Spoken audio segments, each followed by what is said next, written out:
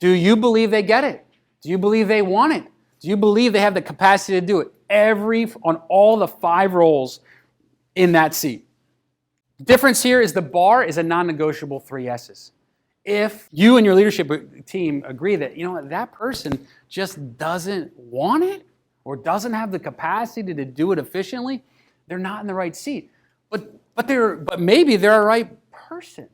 So this, again, you're going to have some people issues that sort of pop out of this exercise. You could have a right person in the wrong seat. Well, the good news is there's a lot of seats in your organization. If you got that right person, they want to be doing the right thing for them as well. We like to call it their unique ability, that thing that they just absolutely love to do. They gain more energy because they're doing what they love to do. They're going to drive a ton of value for organization. We've got to get them in that seat. We've got to get them focused. Next is you're going to have, this is a little harder, you're going to have the wrong person in the right seat. This is the person that's hitting their numbers. And sometimes it feels like they kind of got the organization a little bit hostage. And they're just they're creating problems. They're maybe a little bit toxic, a little bit negative. Whatever that looks like in your organization, there's going to be some people issues you're going to have to solve.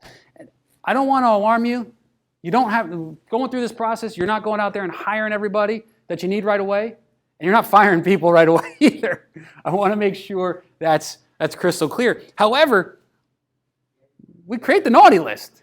And it's like, if you keep seeing that repetition of person come up quarter after quarter, it's a little, and everybody sees it, it's a little easier to make decisions. Am I right, Trish? Yes, you are. Okay, so this is a process. It takes some time. But when you get this right, you're going to see some amazing things happen in your organization. Right people in the right seats, got to have both. That's getting you to 100% strong. The number one thing that we always struggled with, not necessarily solving problems, but we would talk and talk and talk about it and figure some things out, but we didn't really have the standards and the tools to make those decisions happen quicker. Our hardest thing to do is fire someone in the office.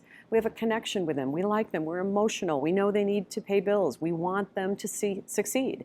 And what we found by doing the gets it, wants it, has the capacity to do it, and really put the bar up there with our greatest employees versus our lowest employees, it's so hard to be hard on someone else. We didn't want to do it, but we're not going to succeed unless we really hold people accountable and give them feedback. What we found is we had someone that was so sensitive she couldn't accept the feedback. Therefore, she's not right for the company. We found that there were other people in the office that we wanted them to succeed more than they wanted to succeed. We wanted to elevate them, but they hadn't earned it and they didn't really want it.